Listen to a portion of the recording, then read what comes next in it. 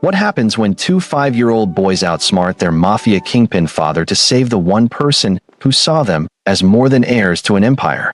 In the cold, calculated world of Lee Chi-soo, emotions are weaknesses and trust is a luxury no one can afford.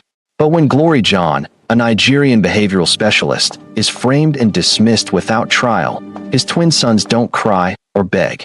They do something far more dangerous. They shut down their father's entire operation using his own security systems against him. This is not a story about redemption through tears. This is about power, prejudice, intelligence, and two children who learn that justice sometimes must be taken, not asked for. If you're ready for a story that will challenge everything you think you know about family, loyalty, and control, stay with us until the end. Don't forget to like, comment, and subscribe for more stories that break the mold. The guards flanked Glory John like silent shadows as she carried the single cardboard box down the marble hallway of the Hanamdong mansion. Her footsteps echoed in the vast space, each sound a reminder of the cold efficiency with which Lee Chi-soo dismantled anything he deemed a threat. 3 months of her life folded neatly into recycled cardboard. 3 months of progress with two boys who had finally started to trust someone. All of it ending because her access card had been used to breach a restricted area. An area she had never entered. A crime she didn't commit. But Lee Chi-soo didn't deal in explanations or trials. He dealt in risk elimination. Heron and Heyman stood in the doorway of their playroom, watching. They didn't cry. They didn't call out to her. 5 years old and already trained not to show weakness. Heron's small hands gripped the doorframe, knuckles white with tension. His face was eerily blank. The same expression his father wore when making calculated decisions. Heyman stood slightly behind his twin, jaw clenched so tight Glory could see the muscle jumping beneath his skin. She had taught them to read body language, to observe, to think before reacting. They were doing exactly that now. Glory slowed as she passed them, meeting Heron's eyes first, then Heyman's. She wanted to say something. Wanted to tell them this wasn't fair, that they deserved better than a world where people disappeared without explanation. But the guards pressed closer, and she knew any word she spoke would be reported to their father. Instead, she gave them the smallest nod, the one they used during their sessions when they had worked through a difficult problem correctly. Heyman's hands curled into fists at his sides. Heron's eyes narrowed fractionally. Then she was past them, moving toward the front entrance where a car waited to take her away from the only place in Seoul where she had felt like her work mattered. The head of security, a stone-faced man named Kong, held open the front door. Your final payment will be transferred within 24 hours. You signed a non-disclosure agreement. Mr. Lee expects you to honor it. Glory stopped at the threshold and looked back at the mansion. Somewhere in the upper floors, Lee Chi-soo was probably watching this on security monitors, ensuring the contamination was properly removed from his sterile empire. Tell Mr. Lee, she said quietly, that his sons will remember this day. Kang's expression didn't change. Is that a threat? It's an observation. I'm a behavioral specialist. It's what I do. She walked out into the October air without waiting for a response. The car door closed behind her with a soft, final click. As the driver pulled away from the mansion, Glory didn't look back. She had learned long ago that looking back only made leaving harder. She had left Nigeria, left her family, left everything familiar to build something new in a country that still looked at her dark skin with suspicion and curiosity in equal measure. She had thought, briefly, that the Lee household might be different. That two boys who had been raised in isolation and cold efficiency might benefit from someone who saw them as children first, heirs second. She had been wrong about the staying, but she hadn't been wrong about the boys. Inside the mansion, Heron released the doorframe and walked calmly to the playroom window that overlooked the front drive. Heyman followed, his breathing still uneven with suppressed emotion. They watched the black car disappear down the tree-lined street. Appa is wrong, Heyman said quietly. His Korean was perfect, but his voice carried the tremor of someone fighting tears. Miss Glory didn't do it. I know, Heron replied. His tone was flat, analytical. Her micro-expressions were wrong. When people lie about serious things, their eye contact patterns change. Hers didn't. Then why did Appa fire her? Because someone used her card. And Appa doesn't investigate. He eliminates variables. Heyman turned away from the window. At 5 years old, he was already tall for his age, but in this moment he looked small. Lost. We should tell him. Tell him what? That we observed her behavior? He'll say we're children who don't understand adult matters. Then what do we do? Heron was quiet for a long moment. His mind worked the way it always did when faced with a problem, systematically breaking down each component into manageable pieces. Their father had taught them this, had drilled into them that emotion was the enemy of clear thinking. But Glory had taught them something else. She had taught them that observation without empathy was just data collection.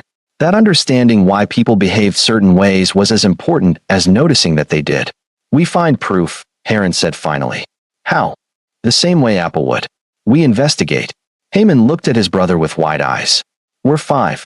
And we live in a house with more security cameras than some government buildings. We know where the backup servers are. We know Appa's patterns. We know when the security team changes shifts.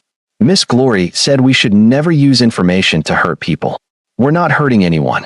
We're finding truth. Heron turned from the window, his young face set with determination that looked disturbingly similar to their father's. Miss Glory also said that justice doesn't happen by accident. Sometimes you have to make it happen. She was talking about social systems and fairness in education. Same principle. Heyman hesitated, then nodded slowly. What do we do first? We wait until tonight, when Appa is in his study doing the Wednesday finance calls. Security monitors from a single station during those calls because he doesn't like multiple people seeing his screen. And then we access the hallway footage from the day of the breach. The system keeps rolling backups for 30 days before archiving. If someone used Miss Glory's card, the cameras will show who. What if Appa already checked? He didn't. If he had checked and found nothing suspicious, he would have investigated further. The fact that he fired her immediately means he accepted the access log at face value. He saw the timestamp and the card number and made a decision. Heyman processed this. Their father had always told them that thorough investigation was essential in business. But he had also told them that sometimes swift action was more valuable than perfect information. Apparently, when it came to household staff, Chisu chose speed over thoroughness. This is risky, Heyman said. Yes. If we're caught. We won't be. We've been watching the security systems for months. We know how they work. This was true.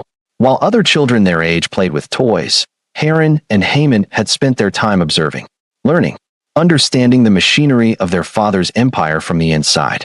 Not because they were forced to, but because in a house where everyone was either an employee or a potential threat, knowledge was the only real security. Glory had been the first person who didn't treat them like miniature adults or porcelain dolls. She had given them structured independence, had let them set boundaries, had taught them that intelligence without wisdom was just cleverness, and cleverness without ethics was just manipulation. She had treated them like thinkers, and thinkers, Heron knew, had a responsibility to seek truth. The afternoon passed with excruciating slowness. The boys went through their usual routine. Lunch with the nutritionist-approved meal plan. Mandarin lessons with their language tutor via video call. Physical exercise in the home gym under the supervision of their athletics coach. Everything scheduled. Everything monitored. Everything designed to create the perfect heirs to the Lee Empire. Their father appeared briefly during dinner. He sat at the head of the long table while the boys occupied seats to his right. A staff member served the meal with silent efficiency. Chisu ate methodically, his attention divided between his meal and his phone. Your new behavioral specialist will start Monday, he said without looking up from his screen. Heron's chopsticks paused fractionally before continuing to his mouth. Heyman's grip on his own utensils tightened. We don't need a new specialist, Heron said carefully. Chisu looked at him then. His gaze was not unkind, but it was clinical. Assessing. Your progress requires continued professional guidance. Miss Glory was providing that guidance effectively. Miss Glory was a security risk. Based on what evidence? The question came from Heyman, whose voice carried more emotion than was wise. The room temperature seemed to drop several degrees. The staff member refilling water glasses moved a step back, sensing the shift in atmosphere. Chisu set down his phone. Based on evidence you are too young to understand. We understand access logs and timestamp data, Heron said. We understand that correlation doesn't equal causation. We understand that people can be framed, Heyman added. Chisu studied his sons with an expression that might have been surprise on a more expressive man. This conversation is over. The decision has been made. Without investigation? Heron pressed. I don't owe you an explanation. And you don't question my decisions. Chisu's voice didn't rise, but the authority in it was absolute. Is that understood? Both boys nodded, but the compliance was mechanical. Forced. Chisu returned his attention to his phone, clearly considering the matter closed. The boys finished their meal in silence. They were dismissed to their rooms at precisely 7:30, as always. Their father retired to his study for his Wednesday evening calls, as always. The house settled into its nighttime routine, security protocols shifting to night mode, skeleton crew monitoring the cameras. As always. At 9:15, Heron slipped out of his bedroom. The hallway was dark, but he knew every inch of this house. He had counted steps, memorized distances, cataloged which floorboards creaked and which ones were silent. Heyman emerged from his own room moments later, moving with the same careful precision. They had done this before. Not for anything serious. Just testing. Just proving to themselves that they could move through their own home undetected if they needed to. It had been a game, once. A way to feel some small measure of control in a controlled environment. Tonight it wasn't a game. The security office was on the first floor, near the kitchen. During night shift, only one guard monitored the feeds while the others patrolled the grounds. The twins had timed the patrol routes down to the minute. They had a 6-minute window when the guard would be checking the perimeter sensors on the east side of the property. Heron checked his watch. A gift from their father on their 4th birthday. Swiss-made. Precise. Now he whispered. They moved quickly down the servants' staircase, the one the staff used to move between floors without being seen. Their small size was an advantage here. They could stay low, close to the walls where the camera angles had blind spots. The security office door was locked, but Heron had watched the guards enter the code dozens of times. 6 digits. Their father's methodology was predictable. Important dates in number sequences. The code was the month and day of their mother's death backward. He punched it in. The lock clicked open. The office was small, dominated by a bank of monitors showing different areas of the house and grounds. The main computer was locked, but the backup terminal was still logged in from the evening shift change. Another security flaw their father didn't know existed because he trusted his systems more than he should. Heron slid into the chair while Heyman kept watch at the door. For minutes, Heyman whispered. Heron's fingers flew over the keyboard. He had watched enough. Observed enough. The system's interface was logical, designed for quick access during emergencies. He navigated to the archive folder, found the date of the breach, and pulled up the hallway footage. The timestamp on Glory's access card showed she had entered the restricted area at 2:17 in the afternoon. Heron pulled up the corresponding footage and watched. The hallway was empty. He fast-forwarded. At 2:16, a figure appeared. But it wasn't Glory. It was Seo Mayunga, the head housekeeper. A woman who had worked for the Lee family for 8 years. A woman their father trusted implicitly. She swiped a card. The restricted door opened. She entered. Heron's hands froze on the keyboard. His mind raced through the implications. What is it? Heyman whispered urgently.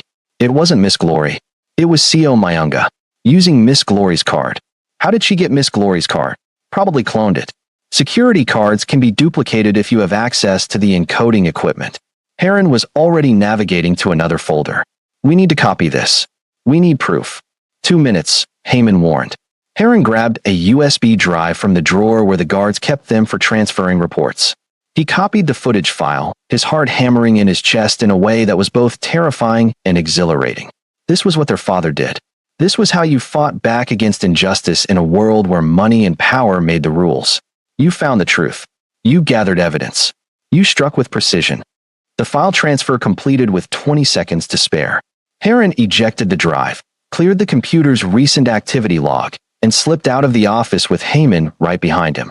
They made it back to the servants' staircase just as the guard's footsteps echoed in the corridor. They pressed themselves against the wall, barely breathing, as he passed by without noticing. Back in Heron's room, they examined the USB drive like it was a weapon. Which, in a way, it was. Now what? Heyman asked. We show Appa? Heron shook his head slowly. If we show him, he'll know we broke into the security office. He'll know we accessed restricted footage. We'll be punished. But Miss Glory will be cleared. Maybe. Or maybe he'll say we're too young to understand what we saw. Or that we tampered with the footage. Heyman's face fell. So we did this for nothing? No. Heron's mind was working through scenarios, possibilities, outcomes. We did this to know the truth. Now we need to decide what to do with it. Miss Glory said the truth should always come out. She also said timing matters. That speaking truth to power requires strategy, or you just get crushed. The boys sat in silence, the weight of their discovery pressing down on them. They had proof their father was wrong. Proof that he had fired an innocent person based on incomplete information. Proof that someone he trusted was actually betraying him. But they were 5 years old, in a world that didn't listen to children, in a house where their father's word was absolute law. "We need a bigger move," Heron said finally. "What do you mean?" "Appa only respects power. Evidence isn't enough. We need to force him to listen." "How do we force Appa to do anything?" Heyman gestured helplessly at the world beyond their room, at the empire their father had built through ruthlessness and control. Heron looked at his brother with eyes that held too much calculation for a 5-year-old. "We use what we know. We've been watching this house. We understand how it works. The security systems, the backup protocols, the redundancy procedures. You want to hack something? Not hack. Override. Using Appa's own systems. The biometric backups require family DNA authorization. We're family." Heyman stared at his twin. "You're talking about shutting down the house security." "No. I'm talking about taking control of it. Temporarily. Just enough to make Appa understand that we're not children to be dismissed. That we have evidence. That he needs to listen. That's insane. That's power." Heron's voice was steady. "Miss Glory said we should never use our intelligence to hurt people. But she also said that sometimes systems are unjust, and waiting for them to fix themselves is just accepting injustice." She was talking about government policy and social reform. "Same principle," Heron repeated. Heyman was quiet for a long moment, his 5-year-old mind wrestling with concepts that most adults struggled to navigate. Right and wrong. Justice and consequences. Loyalty and risk. Finally, he nodded. "What do we need to do?" Over the next 2 days, the twins moved with careful precision. They maintained their normal routines, gave no indication that anything had changed. But in the spaces between lessons and meals and supervised activities, they were working. Heron had spent months observing the security systems architecture. He knew that their father had installed a redundancy protocol after a system failure 2 years ago. If the primary security network went down, the backup could be activated using biometric authorization from family members. It was designed as a failsafe, a way to maintain control even during catastrophic system failure. Chisu had never imagined his own sons might use it against him. The boys had access to the house's secondary computer room, a space used for data backup and system maintenance. It was technically off-limits, but the door lock was a simple keypad, and they had learned the code by watching the IT technician during his monthly maintenance visits. Saturday evening, while their father was hosting a dinner meeting in his private dining room with associates, Heron and Heyman slipped into the computer room. The backup terminal was more complex than the security office computer, but Heron had studied the interface during their previous unauthorized visits.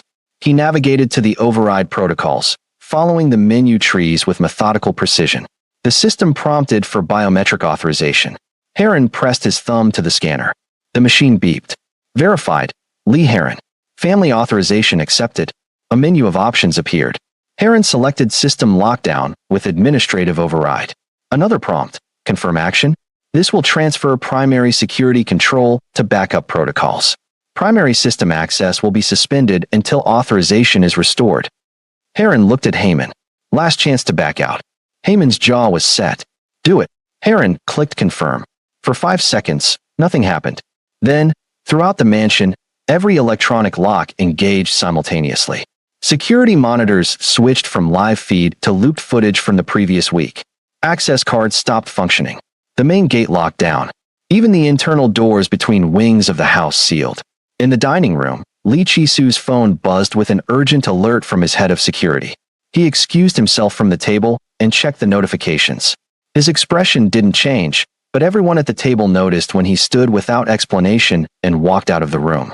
Kong, the head of security, was already in the hallway. "Sir, we have a situation. The entire security network just locked down under backup protocol. I can't override it from my terminal." "Who authorized the override?" "According to the logs. Lee Heron, sir. 3 minutes ago." Chisu's face went very still. "Where is he?" "The system shows his biometric signature originated from the backup computer room. But sir, with all due respect, he's 5 years old. He shouldn't be able to. I know exactly what he's capable of." Chisu's voice was ice. "Open the backup computer room." I can't, sir. All the electronic locks are engaged. We're locked out of our own security system. Chi-Su closed his eyes briefly, and for just a moment, something that might have been pride flickered across his face before being replaced by cold calculation. His sons had just demonstrated that they understood power better than most of his adult employees. They had also just committed an act that could be interpreted as a direct challenge to his authority. "Give me manual override keys for the computer room," he said quietly. Now, 10 minutes later, Chi-Su stood outside the backup computer room. Kong had retrieved the physical keys from the master lockbox, a backup system for exactly this kind of electronic failure. The irony wasn't lost on Chi-Su. His own redundancy protocols were being used against him by children who had been paying attention when he thought they were just playing. He unlocked the door and pushed it open. Heron and Heyman sat in chairs that were too large for them, facing the door as if they had been waiting. Neither looked scared. Heron held a USB drive. Heyman sat with his hands folded on the desk, mirroring their father's posture during business meetings.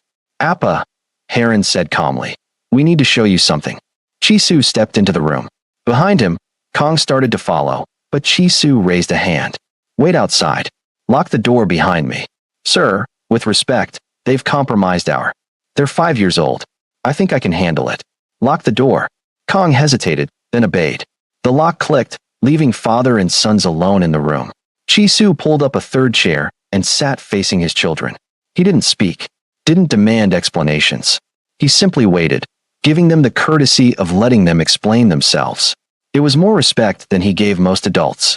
Heron held up the USB drive. "You fired Miss Glory because her access card was used to breach a restricted area. But Miss Glory didn't use her card. Someone else did." He plugged the drive into the terminal and pulled up the footage. Chi-Su watched in silence as Seo Myunga appeared on screen, using a cloned access card to enter the restricted hallway. When the footage ended, Chi-Su remained motionless for several seconds. Then he asked, "When did you obtain this footage?" "Wednesday night. After you told us the decision was final. You broke into the security office." "Yes." "You accessed restricted files." "Yes." "You copied evidence without authorization." "Yes." Heron's voice didn't waver. "Because you wouldn't listen to us when we said Miss Glory was innocent. You told us we were too young to understand. So we found proof." Chi-Su leaned back in his chair. "And the system locked down?" "We needed you to pay attention," Heyman said quietly. "You only listen to power. So we showed you we have it. By hijacking my security network. By using the protocols you installed. The same way you use every available resource to achieve your objectives. You taught us that. You taught us to be strategic. To be thorough. To never accept defeat when we have the means to fight back." Chi-Su looked at his sons with an expression that was difficult to read. "You understand that what you've done could be considered a direct challenge to my authority." "We understand that what you did was unjust," Heron replied. "And we understand that sometimes justice has to be forced. Miss Glory taught us that. Miss Glory taught you to commit corporate espionage and system infiltration. Miss Glory taught us to think for ourselves. To question authority when authority is wrong. To use our intelligence ethically." Heron met his father's eyes without flinching. "We're using it now. Ethically. To correct an injustice." The room was silent except for the hum of the servers. Chi-Su studied his sons, seeing perhaps for the first time the consequences of raising children in an empire built on control and calculation. They had learned his lessons too well. They had become exactly what he was shaping them to be. Ruthlessly intelligent, strategically minded, willing to take extreme action to achieve their objectives. The only difference was that they had developed something he had deliberately suppressed in himself, a sense of justice that went beyond personal gain. "Restore my security network," Chi-Su said finally. "Will you investigate Seo Myunga?" Heron asked. "That's not your concern. It is our concern. If we restore your network and you do nothing, then we've just learned that evidence doesn't matter. That truth doesn't matter. That power without justice is just tyranny." Chi-Su's jaw tightened. "You're 5 years old. You don't lecture me about justice. We're 5 years old who just shut down your entire operation," Heyman said softly. "Maybe you should listen." The words hung in the air like a blade. Chi-Su could crush this rebellion with a word. Could have the boys confined to their rooms. Could fire every staff member who had failed to prevent this. Could dismantle every bit of independence they had fought for. But doing so would teach them that might made right. That power was its own justification. That the strong could do whatever they wanted to the weak. And somewhere in the cold, calculated machinery of his mind, Lee Chi-soo recognized that those lessons would create monsters. I will investigate Seo Myunga, he said finally. Thoroughly. If she is guilty of what this footage suggests, she will be dealt with. If there are others involved, they will be dealt with. This breach goes beyond one employee's access card. And Miss Glory? Heron pressed. What about her? She was wrongly terminated. She deserves an apology. And her job back. Chi-soo's expression hardened. I don't apologize. Then you don't deserve our loyalty, Heyman said quietly. The words landed like a physical blow. Chi-soo stared at his younger son, seeing the determination in his 5-year-old face, and understood that he was at a crossroads. His children were offering him a choice: evolve or lose them. Not physically. They would still be here, still living in this mansion, still bearing his name. But they would stop trusting him, stop believing in him, stop seeing him as anything more than a tyrant to be endured until they were old enough to escape. I'll speak with Miss Glory, Chi-soo said. I'll review the situation. That's not good enough, Heron replied. We need guarantees. We need to know that this won't happen again, that you won't just eliminate people based on incomplete information. I don't give guarantees to 5-year-olds who hijack my security systems. Then we'll keep the system locked down until you do. Chi-soo stood abruptly. The chair scraped against the floor with a harsh sound. He walked to the window, looking out at the grounds of his estate, at the empire he had built through ruthlessness and calculation. His sons had just beaten him at his own game. They had identified a weakness in his systems and exploited it. They had gathered intelligence, planned an operation, and executed it flawlessly. They had leveraged their position to force a negotiation. They had done exactly what he would have done, and they had done it for something other than personal gain. They had done it for someone else, for a woman who had treated them with kindness and respect, for a principle that went beyond profit and power. It should have made him angry. Instead, it made him something he hadn't felt in years, uncertain. What do you want? He asked without turning around. Heron and Heyman exchanged glances. They had discussed this possibility, had prepared for this moment. We want Miss Glory reinstated, Heron said, with a full apology and acknowledgement that she was wrongly accused. We want Seo Myunga and anyone else involved in the frame-up to face consequences. And we want a new security protocol. What protocol? Dual authorization for any household staff terminations. If you want to fire someone, you have to present evidence to an independent reviewer. No more eliminating people because they're convenient scapegoats. Chi-soo turned to face them. You're demanding I give up unilateral control of my own household. We're demanding fairness. Due process. The same things you tell your business partners they can expect when dealing with you. Heron's voice was steady. You can't build an empire on trust and then deny that same trust to the people who serve you. Those are very pretty words. They're Miss Glory's words. But they're also true. Chi-soo walked back to his chair and sat down. He looked at his sons for a long moment. These two small boys who had somehow managed to corner him in a negotiation. If anyone else had tried this, they would have disappeared. But these were his children. His legacy. And he was realizing, perhaps too late, that legacy was more than just teaching them to be strong. It was teaching them what to be strong for. I'll agree to your terms, he said quietly.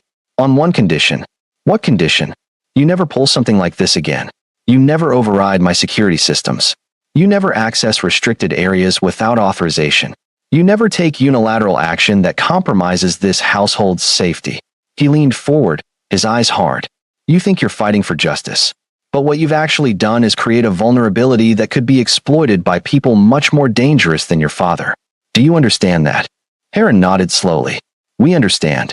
Do you? Because next time someone wants to hurt this family, they'll know that 2 5-year-olds managed to lock down the entire security network. They'll study how you did it. They'll look for similar weaknesses. You've just painted a target on yourselves. Heyman's face paled slightly. We didn't think about that. No. You thought about being right. About proving a point. You thought like children playing at being adults. Chi-soo's voice softened fractionally. You're smart.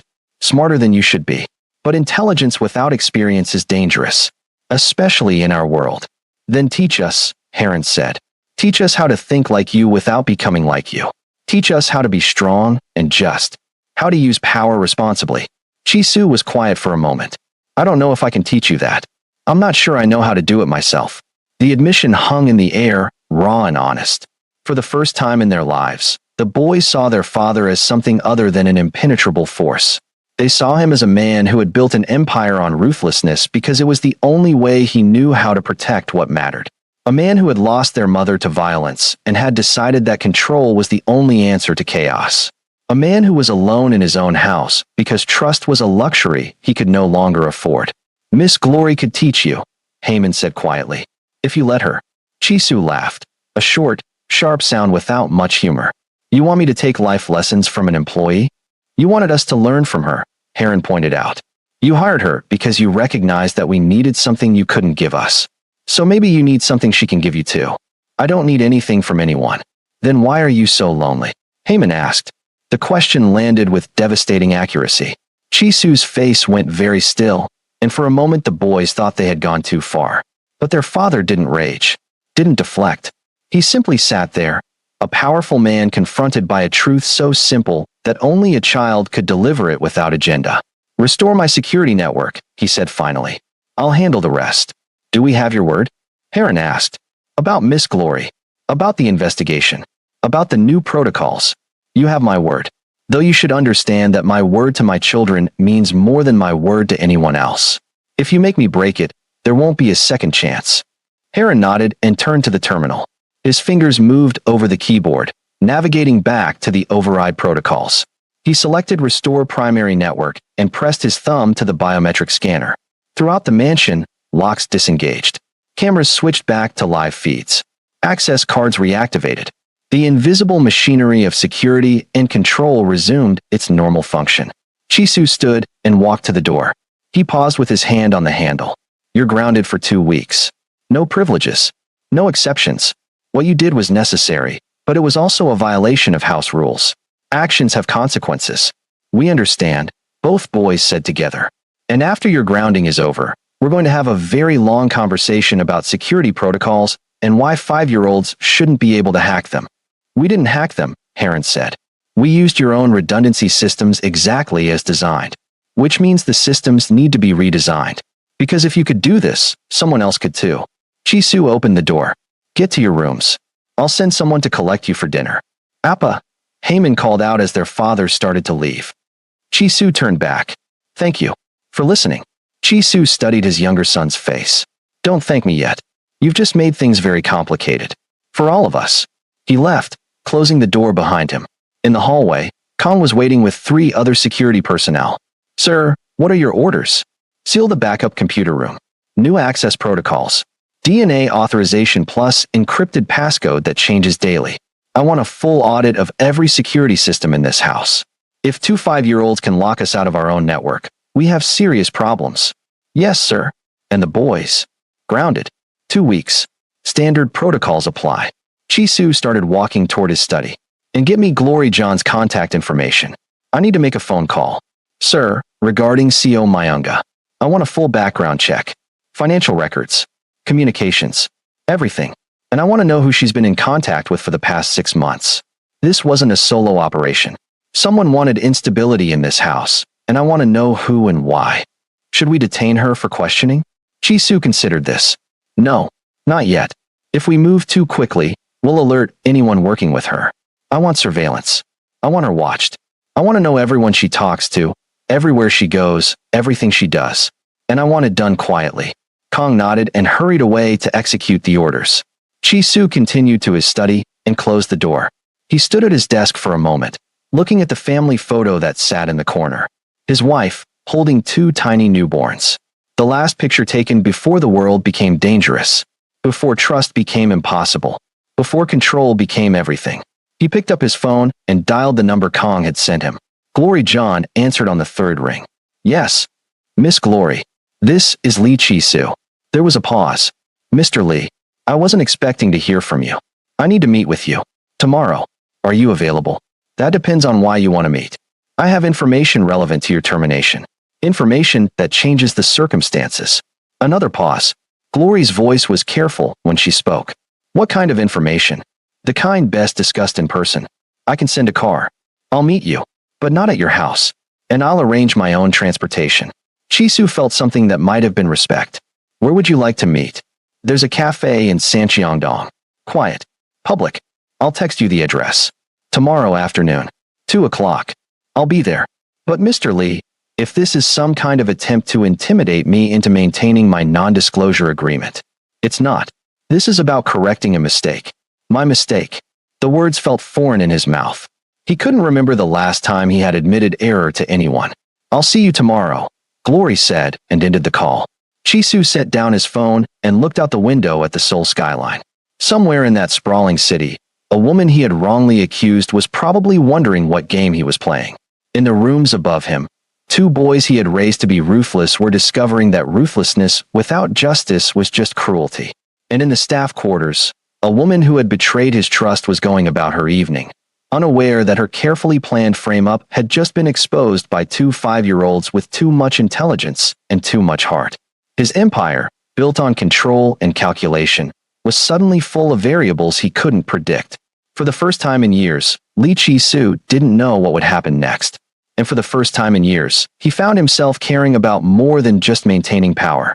He found himself caring about being right. The next afternoon, Chi-soo arrived at the Samcheongdong Cafe 15 minutes early. Old habits. Always arrive first. Always control the space. Always maintain the advantage. But when he walked in, Glory was already there, seated at a table near the back with clear sight lines to both entrances. She had arrived earlier, had claimed the strategic position, had denied him the home field advantage. Smart. He walked to the table and remained standing until she gestured to the chair across from her. Mr. Lee, Miss Glory. He sat, noting that she had ordered nothing, not even water. This wasn't a social meeting. It was a negotiation. Thank you for coming. You said you had information. I'm listening. No small talk. No pleasantries. Straight to business. Chi-soo found himself appreciating her directness. You were framed, he said simply. Your access card was cloned and used by my head housekeeper to access a restricted area. The security breach was real, but you didn't commit it. Glory's expression didn't change. How did you discover this? My sons. They accessed security footage and found proof. Now Glory's eyebrows rose. Your 5-year-old sons conducted an investigation. They broke into my security office, accessed restricted files, found the relevant footage, and then locked down my entire security network until I agreed to review the evidence. Chi-soo allowed himself a thin smile. Apparently they learned more from you than I realized. I taught them to think critically and question authority. I didn't teach them corporate espionage. No, they learned that from me. You taught them why it might be necessary. An interesting combination. Glory leaned back in her chair, studying him. So you've discovered I was wrongly terminated. Is that supposed to make me grateful? Am I supposed to accept an apology and go back to work as if nothing happened? No. You're supposed to negotiate. Negotiate what? Terms under which you might consider returning. If you're interested.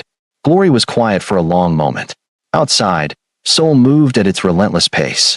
Inside, 2 people sat across from each other, each assessing the other's position and leverage. I'm listening, Glory said finally.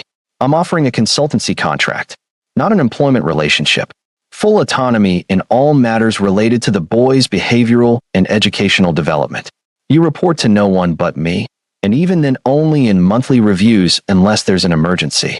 You set your own methods, your own schedule, your own approach. Salary. Chi-soo named a figure that was triple what she had been making before. Glory's expression remained neutral. And the reason for my termination? How are you handling that? CO Myunga is under investigation. So are several other staff members and external contacts.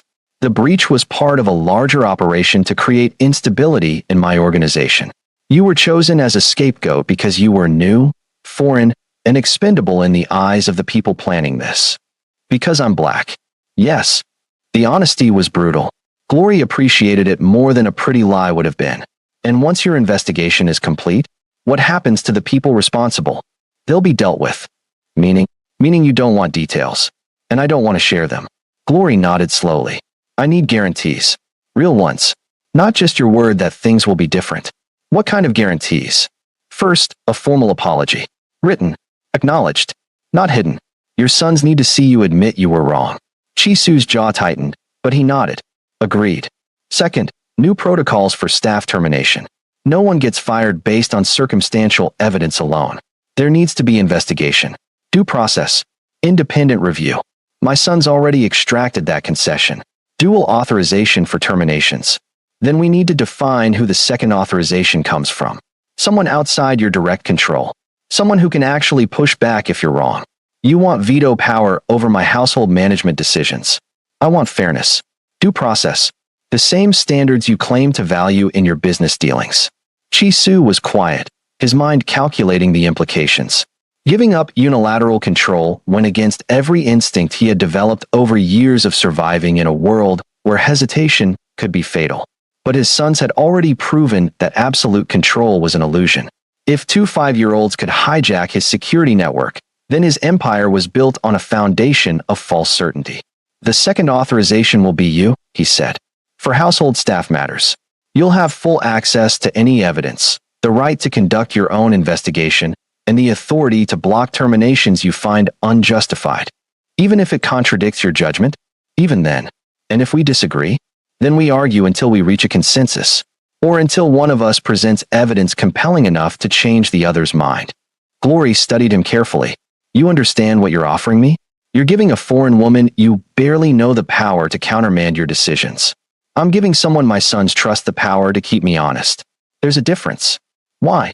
Because they were willing to risk everything to prove you were innocent. Because they shut down my entire operation to force me to listen. Because they see something in you that makes them believe in justice more than power. Chi-Su's voice was quiet. And because I've spent years teaching them to be strong, but I never taught them what to be strong for. You did. In 3 months, you gave them something I couldn't give them in 5 years. What's that? Hope that strength can serve something other than self-interest. The words hung between them. Glory felt something shift in her understanding of this man. He wasn't apologizing because he feared legal action. He wasn't negotiating because he needed her services. He was sitting here, in a public cafe, offering her power over his household because his children had shown him what he was becoming. And he didn't like it. I'll need it in writing, Glory said. The contract, the terms, the dual authorization protocols, all of it, legally binding. I'll have my attorneys draw up something by tomorrow. I'll need my own attorney to review it. I'd be disappointed if you didn't. Chi-Su stood, signaling the end of the meeting. Anything else? Yes. The twins. How are they? Grounded for 2 weeks for hijacking my security systems. But otherwise fine. Proud of themselves. Waiting to see if their gambit worked. Glory allowed herself a small smile. They shouldn't be punished for seeking justice. They should be punished for the methods they used to seek it. There's a difference between being right and being reckless. They need to understand that. Chi-Su hesitated, then added. But between us, I've never been more proud of them than I was when I realized what they'd done. And more terrified. Why terrified? Because they're 5 years old and already more morally courageous than most adults I know, including me. That kind of courage in this world, Miss Glory, gets people killed. He turned to leave. Mr. Lee, Glory called after him. He paused. Your sons aren't in danger because they're courageous. They're in danger because they're learning to be courageous in a world you've built around control and fear. If you want them to be safe, you don't teach them to be less brave. You build a world where bravery doesn't have to be a survival risk. Chi-Su looked at her for a long moment. And how do I do that? The same way you build anything. One decision at a time. Starting with this one. He nodded once and walked out of the cafe. Glory sat alone at the table, looking at the space where he had been sitting. She thought about the 2 boys who had broken rules to seek justice. About the man who was learning, perhaps too late, that power without ethics was just tyranny. About the choice she was being offered. Return to a household where she would have real authority, or walk away and avoid the complications entirely. It should have been an easy choice. Walk away. Find a position where 5-year-olds didn't need to hack security systems to prove innocence. Find a family that wasn't built on underground empires and dangerous secrets. But she thought about Heron's careful observation and strategic thinking. About Heyman's emotional intelligence and fierce loyalty. About 2 children who were being shaped into something both brilliant and dangerous, who needed someone to show them that intelligence could serve compassion, that strength could protect rather than dominate. She pulled out her phone and texted her attorney. I need you to review a contract. High stakes. Unusual terms. I'll send it tomorrow. Then she texted the number Chi-Su had called from. I'll review the contract when it's ready. If the terms are as discussed, I'll sign. But Mr. Lee, understand this. I'm not coming back to be an employee. I'm coming back to be a voice your sons can trust when yours isn't enough. That means I will push back. I will disagree. I will insist on better from you. If you can't handle that, don't waste my time with contracts. The response came 3 minutes later. I wouldn't want it any other way. 4 days later, Glory walked back into the Hanamdong mansion. Not through the service entrance this time. Through the front door. Carrying her briefcase. Wearing her professional best. Walking into this house not as staff, but as a consultant with contractual authority. The boys were in their playroom. She could hear them talking, voices carrying through the vast hallways. She followed the sound. They were building something with blocks. An elaborate structure with multiple levels, and what appeared to be a security system made from toy parts and string. When she appeared in the doorway, they both froze. Then Heron smiled. Actually smiled, something he rarely did. You came back, he said. You knew I would. We hoped. But we weren't certain. Heyman was already moving toward her, then stopped himself. Old habits. Don't show too much emotion. Don't appear weak. Glory opened her arms. It's okay to be happy. It's okay to show it. Heyman crashed into her, wrapping small arms around her waist. Heron followed more slowly, more carefully, but he came. And when he leaned against her, she felt him relax in a way he never had before.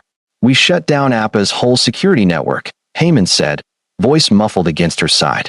I heard. That was both brilliant and reckless. That's what Appa said. Your father is right. You took enormous risks. You could have made things worse. But we didn't, Heron said. We made them better. You're here. I'm here. But next time you want to correct an injustice, maybe start with a conversation before moving to corporate espionage. Would he have listened? Glory thought about this. Honestly, maybe not. But you'll never know if you don't try. And sometimes the trying matters as much as the outcome. Miss Glory, Heyman said quietly. Are you going to stay this time? Really stay? I'm going to stay. But things are different now. I'm not an employee anymore. I'm a consultant. That means I have more power to help you, but also more responsibility to do it right. What does that mean? Heron asked. It means when your father makes decisions I disagree with, I can push back. It means if staff are treated unfairly, I have authority to intervene. It means you have someone who can stand between you and a world that sometimes values power more than people. Like a shield, Heyman said. Like a shield, but also like a teacher. I'm here to help you grow into the best versions of yourselves. Not the versions your father thinks you should be. Not the versions the world expects. The versions you choose. Heron pulled back and looked at her seriously. Appa is different since you left. He's still Appa, but he listens more. He explains more. He hasn't fired anyone since then. People can change. If they have a reason to. You're his reason, Heyman said. He told us. He said you make him think about things differently. Glory felt something warm and complicated in her chest. Your father and I have a professional relationship. That's all. For now, Heron said with the certainty of someone who observed everything and missed nothing. For now and for later. I'm here for you too. Remember that. Over the following weeks, a new rhythm established itself in the Hanamdong mansion. Glory worked with the twins on their behavioral development, their emotional intelligence, their understanding of ethics and power and choice. She taught them that strength without compassion was brutality, that intelligence without wisdom was just cleverness, that power without responsibility was tyranny. And slowly, carefully, she began teaching their father the same lessons. It happened in small moments. Chisu would make a decision about household management, and Glory would ask him to explain his reasoning. He would default to efficiency, and she would push him to consider fairness. He would choose the expedient path, and she would show him why the harder path might be better. They argued. Frequently. Intensely. But the arguments were intellectual, not personal. Strategic, not emotional. He respected her mind. She respected his intentions. And somewhere in those debates, both of them began to understand that they were building something neither had expected. Not romance. Not yet. Maybe not ever. But partnership. Mutual respect between two people who approached the world differently, but wanted the same outcome. Two boys who would grow into men who could be both strong and good. The investigation into Seo Myunga revealed that she had been working with a faction within Chisu's own organization. They had wanted to create doubt about his judgment, to position themselves for a power move when he appeared weakened. Glory's firing had been part of a larger strategy to demonstrate that Chisu was making rash decisions, that he was becoming paranoid and unreliable. The plan had backfired spectacularly when two 5-year-olds proved more competent at internal investigation than the adults trying to manipulate their father. Chisu handled the traitors with his usual ruthless efficiency. They simply disappeared from the organization. No drama. No public confrontations. Just quiet, permanent removal. When Glory asked him about it, he told her only that the problem had been resolved. She didn't push for details. She understood that there were parts of his world she wouldn't change, couldn't change, shouldn't try to change. Her role wasn't to reform a man who had built an empire on the edge of legality. Her role was to ensure that his sons didn't follow him into darkness without a light to guide them back. 6 weeks after her return, Glory arrived at the mansion to find Chisu waiting in the hallway outside the boys' playroom. "We need to talk," he said. "About the boys. They've asked me to make a change to the household security protocols." "What kind of change?" "They want a permanent override in place. One that prevents me from unilaterally terminating any member of the household staff. They want the dual authorization requirement to be baked into the system itself, not just a policy." Glory studied his face. "And how do you feel about that?" "I think it's a dangerous limitation on my authority. I think it creates vulnerabilities. I think it's the kind of idealistic thinking that gets people killed in the real world. But they're right. I fired you based on incomplete information because it was efficient, because you were expendable to me. And I was wrong. If the system had forced me to slow down, to investigate, to justify my decision to someone else, I wouldn't have made that mistake. So you're agreeing to their request?" "I'm implementing it tomorrow. The system will require dual biometric authorization for any staff termination. Mine and yours. No exceptions. No overrides." Glory felt something shift. This wasn't a small concession. This was a fundamental change in how Chisu operated. "Why are you telling me this?" "Because I want you to understand what you've done. You've come into my house and convinced my children that fairness matters more than efficiency, that justice matters more than power, that people deserve due process even when it's inconvenient." Chisu's voice was quiet. "You've made them better than me, and you've made me want to be better than I am. Mr. Lee." "Chisu. When we're alone, you can call me Chisu."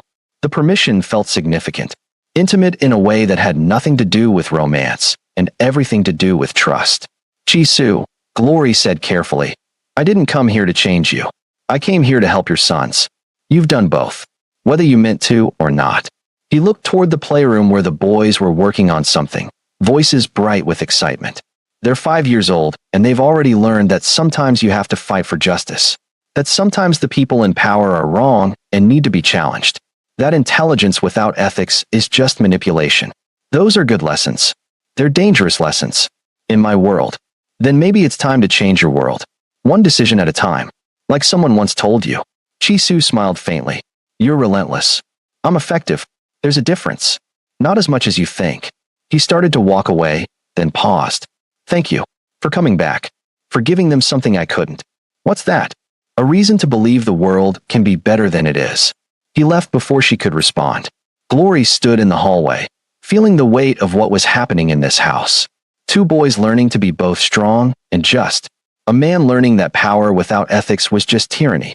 A household slowly transforming from a fortress of control into something that might, someday, feel like a home.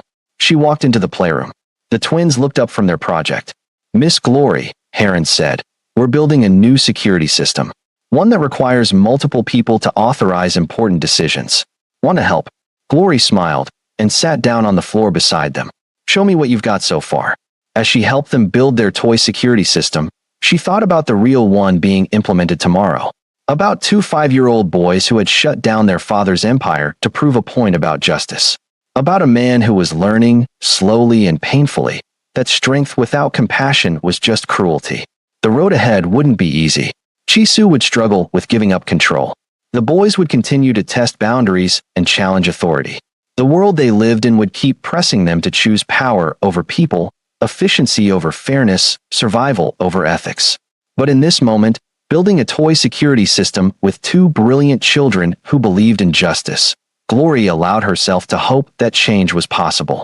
That even in the coldest empires, warmth could take root. That even the most ruthless men could learn to be better if someone cared enough to show them why it mattered. "Miss Glory," Heyman said, looking up at her with eyes that held too much wisdom for 5 years old. "Do you think Appa will really change? Or is he just pretending because we forced him to?" Glory thought about this carefully. These boys deserved honesty, even when it was complicated. I think your father is trying, she said finally. Trying is different from pretending. Pretending is when you do something to make people think you've changed without actually changing. Trying is when you're genuinely working to be different, even when it's hard, even when you fail sometimes. How do we know which one he's doing? Heron asked. Watch what he does when no one is forcing him. Watch what choices he makes when he could get away with taking the easy path. That's when you'll see who someone really is. Not in the grand gestures, but in the small decisions when they think no one important is watching. The boys nodded, processing this. Outside, Seoul continued its endless rhythm. Inside the Hanamdong mansion, 3 people worked together to build something fragile and hopeful. A model of how the world could work if people in power chose fairness over expedience, if intelligence served compassion instead of just self-interest, if strength protected instead of dominated. It was just a toy, just blocks and string and childish optimism. But sometimes the most important revolutions start small. Sometimes they start with 2 5-year-old boys who believe justice was worth fighting for. Sometimes they start with one person who cared enough to teach them why. And sometimes, if you're very lucky, they change not just a household, but the hearts of everyone in it.